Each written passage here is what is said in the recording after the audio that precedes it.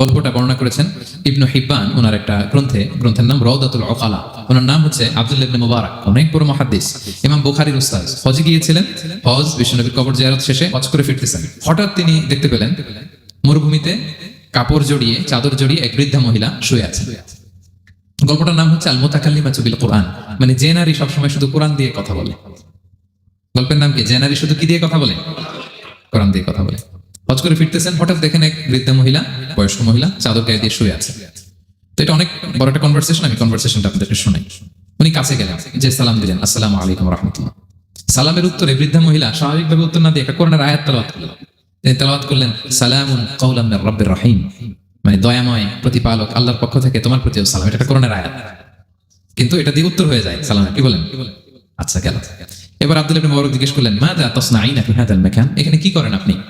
কি করতেছেন একা একা? এই প্রশ্নের উত্তরও ভদ্রমহিলা একটা কোরআনের আয়াত তেলাওয়াত করে দিলেন। উনি তেলাওয়াত করলেন, ওমাই ইউদলিল ফালা হাদিয়া লাহ, মানে আল্লাহ যার পথ ভুলায় দেয় তার পথ দেখানোর কেউ নাই। মানে বুঝাইতে চাইলেন আমি পথ হারাই ফেলছি। কি বুঝাইতে চাইলেন? পথ হারাই ফেলছি, মানে উনি এমন ভাবে কোরআনের আয়াত চুজ করে যাতে উত্তর হয়ে যায়। তো এবার উনি জিজ্ঞেস করলেন, আইনা তুরিদিন, তো পথ হারাই ফেলছেন তো বুঝলাম, আয়াত থেকে এটা বোঝা যায়, তো আপনি কোথায় যাচ্ছেন? ডেস্টিনেশন কোথায়? উনি আবার একটা আয়াত তেলাওয়াত করলেন, সুবহানাল্লাযী আসরা বিআবদিহি লাইলাম মিনাল মাসজিদিল হারামি ইলাল মাসজিদিল আকসা। রাসূল সাল্লাল্লাহু আলাইহি ওয়াসাল্লাম মেরাজের আগে যে ইসরা হয়েছিল, মসজিদুল হারাম থেকে মসজিদুল আকসা রাসূল সাল্লাল্লাহু আলাইহি ওয়াসাল্লাম কাল্লা নিয়েছিলেন, এটা তেলাওয়াত করলেন। তো বুঝাতে চাইলেন আমি আপনার মতো হজে আসছিলাম মসজিদুল হারামে, আর যাচ্ছি মসজিদুল আকসা, মানে ফিলিস্তিন আমার বাড়ি। মসজিদুল আকসা কোন দেশে? ফিলিস্তিনে। আয়াত এমন ভাবে উনি পিক করেন যাতে করে উত্তর হয়ে যায়। উনি বুঝাতে চাইলেন আমিও হজ করতে এসেছিলাম, যাচ্ছি কোথায়? ফিলিস্তিন, মসজিদুল আকসা যে দেশে আছে। তো উনি বুঝে গেলেন যে তাহলে আপনি মসজিদুল আকসায় যাচ্ছেন। এবার জিজ্ঞেস করলেন, আনতুম মুনযু কাম ফি হাযাল মাকান, তো এখানে একা একা পড়ে আছেন কয়দিন? আবার কোরআনের আয়াত, সালাসা লায়ালিন সাবিয়া, টানা 3 দিন 3 রাত এখানে আছে। এটা কোরআনের আয়াত একটা। আবার জিজ্ঞেস করলেন উনি, মা আরা মাআকি তুআমান তাকুলিন, তো একা যে পড়ে আছেন আবার 3 দিন, তো আপনি খাচ্ছেন কি? বেঁচে আছেন কিভাবে? ভদ্রমহিলা আবার একটা আয়াত তেলাওয়াত করে দিলেন। তিনি পড়লেন, হুয়া ইউতঈমুনি ওয়া ইউসকিন, ইব্রাহিম আলাইহিস সালামের কথা, যে ওই আল্লাহ তাআলাই আমারে খাওয়ায়, আল্লাহই আমাকে পান করায়। আল্লাহ তাআলা ব্যবস্থা করেছেন আমার। তো এইবার উনি অবাক হচ্ছেন, আমি এত বড় মুহাদ্দিস আব্দুল্লাহ ইবনে মুবারক ইমাম বুখারীর উস্তাদ, আমি স্বাভাবিকভাবে কথা বলি আর যাই প্রশ্ন করি একটা আয়াত তেলাওয়াত করে দেয় আর ওটা দিয়ে উত্তর হয়ে যায়। কি মহিলার সন্ধান পেলাম? তো উনি বলতেছে, ফাবি আইয়ি শাইইন তাতাওয়াদ্দাইন, 3 দিন যে এখানে আছেন মরুভূমির বালুর মধ্যে, ওযু করেন কিভাবে? উনি আবার একটা আয়াত তেলাওয়াত করলেন, ফা ইন লাম তাজিদু মাআন ফাতায়াম্মামু সাঈদান তাইয়িবা, আল্লাহ আয়াতে বলেছেন যদি তোমরা পানি না পাও পবিত্র মাটি দিয়ে তায়াম্মুম করে নিও। তো বুঝাতে চাইলেন পানি নাই তো কি হয়েছে, বালু তো আছে, তায়াম্মুম করে নাও। সরি, আল্লাহু আকবার। এবার উনি বললেন, ইন্না মাইয়া তুআমান আলা তাকুলিন, আমার ব্যাগে তো কিছু খাবার আছে, আপনি কিছু খাবেন? আবার কোরআনের আয়াত, সুম্মা আতিম্মুস সিয়ামা ইলাল লাইল, আল্লাহ এক আয়াতে বলেছেন তোমরা রোজা ফজর থেকে শুরু করে সন্ধ্যা পর্যন্ত পূর্ণ করো। তো বুঝালেন আমি রোজা রাখছি। কি বুঝালেন? রোজা রেখেছি। এবার উনি একটু মাসালা খাটাইতে চাইলেন, ভাবলেন যে বুড়ি তুমি আমার সাথে শুধু কোরআন দিয়ে উত্তর দিচ্ছ, দাঁড়াও তোমাকে আমি আটকাইতেছি। উনি মাসালা খাটাইলেন যে ফাকুলতু লাহা লাইসা হাদা শাহরু রমাদান, তো রোজা রাখছেন মানে এটা তো রমজান মাস না, হজ করে ফিরতেছি আমরা জিলহজ মাসের শেষের দিক, কিসের রোজা? ওই মহিলা আবার একটা আয়াত তেলাওয়াত করলেন যে ওমান তাতাওয়া খায়রান ফাইনাল্লাহা শাকিরুন আলিম, আমি রমজানের ফরজ রোজা তো রাখিনি, এখন আমি নফল রোজা রেখেছি। আয়াতের অর্থ হচ্ছে তোমরা নফল যা করো এগুলো প্রতিদান আল্লাহ তোমাদের বুঝিয়ে দেবে। রমজান না ঠিক আছে জিলহজ, কিন্তু আমি কি রোজা রেখেছি? নফল রোজা। এইবার উনি ধরছেন মাসালা, এবার বলতেছে উবি হালান আল ইফতার ফি সাফার, সফরে তো রোজা ভাঙা যায় আছে, রোজা তো ভাঙা যায়, খান একটু। এবার উনি কোরআন থেকে আবার তেলাওয়াত করলেন, ওয়া আনতা সুমু খায়রুল লাকুম ইন কুনতুম তা'লামুন, আল্লাহ যে আয়াতে বলেছেন যে সফরে রোজা ভাঙা জায়েজ আছে, ওই আয়াতের শেষে আবার আল্লাহ বলেছেন যদি রাখো সওয়াব বেশি পাবে। কেউ অসুস্থ হলে রোজা ভাঙবে, সফরে রোজা ভাঙবে, এই আয়াতের শেষে হচ্ছে ওয়া আনতা সুমু খায়রুল লাকুম ইন কুনতুম তা'লামুন, তবে রোজা যদি রাখো এটা ভালো যদি তোমরা বুঝতে। এবার উনি আর যাবে কোথায়? দিশেহারা হয়ে এবার জিজ্ঞেসই করে ফেলছে, লিমাদা লা তুকাল্লিমিনি মিসলা মা উকাল্লিমুকি, আচ্ছা মা এবার বলেন আমি আপনার সাথে যেভাবে কথা বলি আপনি এইভাবে কথা বলেন না কেন? কিছু জিজ্ঞেস করলে কোরআনের আয়াত বলেন কেন? আমি কথা বলতেছি আপনি আমার সাথে এভাবে কথা বলেন, কিছু জিজ্ঞেস করলে কোরআনের আয়াত কেন? এটার উত্তরে উনি আরেকটা কোরআনের আয়াত উনি পড়লেন, মা ইয়ালফিযু মিন কাওলিন ইল্লা লাদাইহি রাকীবুন আতীদ, আল্লাহ বলেছেন তোমরা মুখ দিয়ে যাই বের করো এটা লিখে রাখার জন্য 2 কাঁধে রাকীব আতীদ আছে, তুলে রাখে।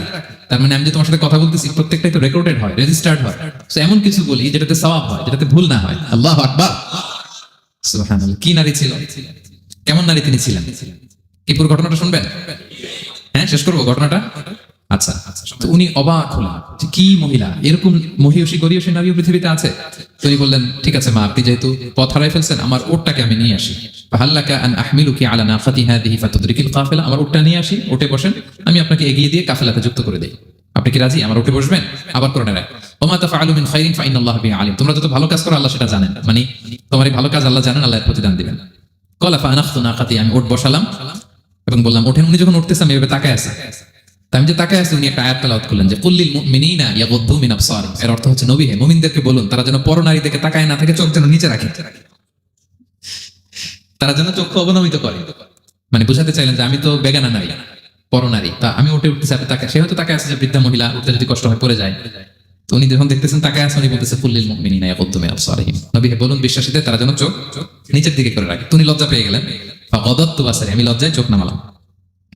এরপর আমি বললাম ইরকাবি ওয়াকাদ আকালতা নাকাত, ওঠেন। আমি আবার ওঠে রশি ধরে টানতে আরম্ভ করলেন। ভদ্র মহিলা উঠেই আবার কোরআনের আয়াত বললেন, যেটা আমরা গাড়িতে বা কোনো বাহনে উঠলে করি। তিনি পড়তে আরম্ভ করলেন সুবহানাল্লাযী সাখখারা লানা হাযা ওয়া মা কুন্না লাহু মুকরিনিন ওয়া ইন্না ইলা রাব্বিনা লামুনকালিবুন, প্রশংসা সে আল্লাহর যে আল্লাহ এই বাহনকে আমাদের জন্য বশীভূত করে দিয়েছেন। তিনি বশীভূত না করলে আমরা তো এটাকে বশীভূত করতে পারতাম না।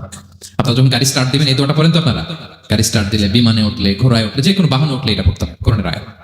তিনি বললেন, আমি এবার উঠলাম, ওটের জিমাম ধরে টানতে লাগলাম আর একটু হই হই শব্দে ওট চালাতে লাগলাম যাতে করে তাড়াতাড়ি যাওয়া যায়। উনি কোরআনের আয়াত বললেন ওয়াকসিদ ফি মাশিক ওয়াগদুদ মিন সাউতিক, কোরআনের আয়াত, মানে তোমার চলার ক্ষেত্রে তুমি মধ্যম পন্থা অবলম্বন করো আর গলার সাউন্ডটা একটু ছোট করো। এটা কিন্তু লোকমান হাকিম তার ছেলেকে বলেছিলেন যে বাবা তুমি যখন হাঁটবে মধ্যম পন্থায় হাঁটবে আর শাউট করবে না, নয়েজ করবে, কণ্ঠটাকে নিচু করবে। এই আয়াতটা উনি পড়ে দিলেন। উনি বোঝাতে চাইলেন আপনি হাজি মানুষ হজ করে আসছেন, এইভাবে যাচ্ছেন কেন, আপনি স্লোলি যান। ফাজআলতু আমশি রুয়াইদান ওয়া আতারান্নাহু বিশআর, এরপর আমি আস্তে আস্তে যেতে লাগলাম আর কবিতা আবৃত্তি করতে লাগলাম। আরবদের অভ্যাস ছিল তারা শত শত লাইন কবিতা মুখস্থ পারতো, দিনকে দিন মরুভূমিতে চড়তো আর কবিতা পড়তো। আমি কবিতা গুনগুন গুনগুন করে কবিতা পড়তেছি আর যাচ্ছি। এই মহিলা পিছন থেকে আয়াত তেলাওয়াত করলেন আবার, ফাকরাউ মা তায়াসসারা মিনাল কোরআন, মানে কোরআনের যেখান দিয়ে সহজ লাগে ওইখান দিয়ে পড়েন। মানে বুঝাতে চাইলেন কবিতা বললে কি লাভ, আপনি কোরআন পড়েন। উনি আবার লজ্জা পেয়ে কোরআন পড়তে আরম্ভ করলেন।